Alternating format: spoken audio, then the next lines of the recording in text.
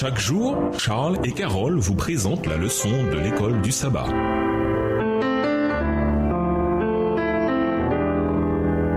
Bienvenue à votre émission Dieu nous parle. Voilà son de vendredi. Pour aller plus loin, Jésus ne lui avait promis aucune aide divine à l'homme handicapé. Cet homme aurait pu commencer à douter, ce qui lui aurait ôté sa seule chance de guérison. Mais il fit confiance à la parole du Christ et pendant qu'il agissait, il reçut la force nécessaire. C'est avec ce type de foi que l'on obtient la guérison spirituelle. Le péché nous a séparés de la vie divine. Nos âmes sont paralysées. Aussi vrai que cet infirme était incapable de marcher, nous sommes incapables de nous-mêmes de mener une vie sainte. Que ces âmes qui luttent dans le découragement regardent en haut. Le Sauveur se penche sur ces êtres dont il a payé le rachat de son sang et leur demande avec une tendresse et une compassion inexprimables: veux-tu retrouver la santé? Il leur ordonne de se lever avec la santé et la paix. N'attendez pas de sentir que vous êtes guéris. Croyez à sa parole et elle s'accomplira. Que votre volonté soit du côté du Christ. Décidez à le servir, agissant d'après sa parole, vous recevrez la force nécessaire. Quelle que soit la mauvaise habitude, la passion maîtresse qui trop longtemps a dominé votre âme et votre corps, le Christ peut et veut vous délivrer. Il communiquera la vie à celui qui est mort par ses fautes. Il délivrera le captif enchaîné dans sa faiblesse, son malheur et son péché. Texte tiré du livre Jésus-Christ au chapitre 21 à la page 167, livre écrit par Ellen G. White. Jésus repoussa l'accusation de blasphème. Ce qui m'autorise à accomplir l'œuvre dont vous me faites grief, dit-il, c'est que je suis le Fils de Dieu. Je suis un avec lui en nature, en volonté, en dessein. Extrait du livre Jésus-Christ, chapitre 21, page 172, écrit par Ellen G. White. À méditer. Réfléchissez à la leçon de cette semaine. La foi était la clé qui rendait ces guérisons possibles. Les dirigeants, à contrario, révélèrent les dangers du doute et de l'incrédulité. Pourquoi ne doit-on pas confondre avoir des questions? Nous en avons tous. Et douter. Pourquoi est-ce différent et pourquoi est-il important de bien distinguer les deux? Voyez la dernière question de jeudi. Pourquoi, en tant qu'adventistes du 7e jour, devons-nous être très prudents face à ce danger? Il est certes important de connaître et d'observer le sabbat ou de connaître l'état des morts. Mais pourquoi ces vérités ne nous sauvent-elles pas? Qu'est-ce qui nous sauve et pourquoi? Lisez attentivement Jean 5, le verset 47. Aujourd'hui, ceux qui nient l'universalité du déluge ou la création en 6 jours littéraux, par exemple, ne font-ils pas exactement ce contre quoi Jésus nous a mis en garde ici? Au revoir. Et à demain si Dieu veut.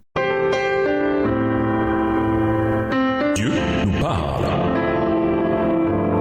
Chaque jour, Charles et Carole vous présentent la leçon de l'école du sabbat.